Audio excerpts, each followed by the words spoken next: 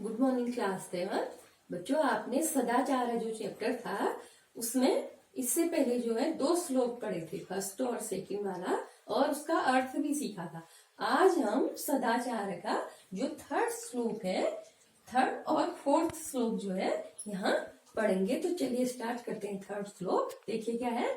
सत्यम Buryat प्रियम Buryat न Buryat सत्यम प्रिय प्रियम च नानृतम बुर्यात एसह धर्म सनातन।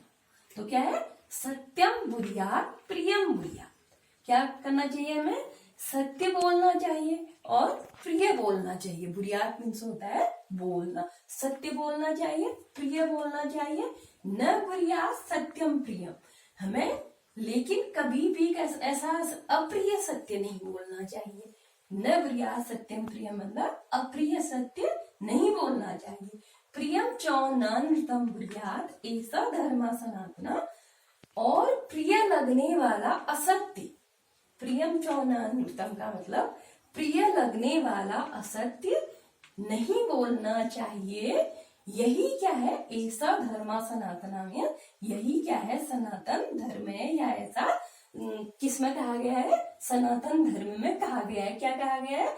सत्य बोलना चाहिए, प्रिय बोलना चाहिए, लेकिन अप्रिय सत्य नहीं बोलना चाहिए, और प्रिय लगने वाला असत्य भी नहीं बोलना चाहिए। यही क्या है?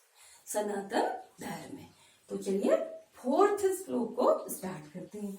सर्वदा व्यवहारे स्यात् औदार्यं सत्यता तथा ऋजुता मृदुता चापि कौटिल्यम न कदाचित्। सर्वदा व्यवहारे स्यात्, मनुष्य के व्यवहार में क्या होनी चाहिए? हमेशा उदारता। औदार्यम सत्यता तथा में उदारता और सच्चाई। मनुष्य के व्यवहार में क्या होनी चाहिए? उदारता और सच्चाई होनी चाहिए।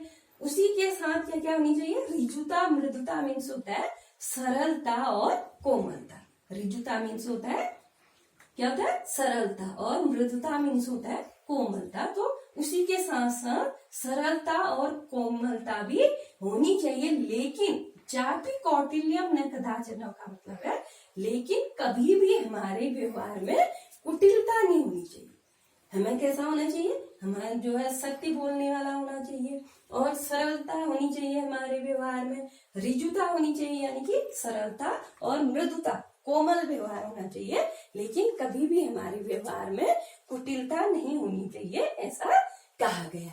तो जो आप ये सारे श्लोक जितने भी हैं उनको अच्छी तरह से लर्न करेंगे, उनके अर्थ को समझेंगे ठीक तरह से और याद करेंगे।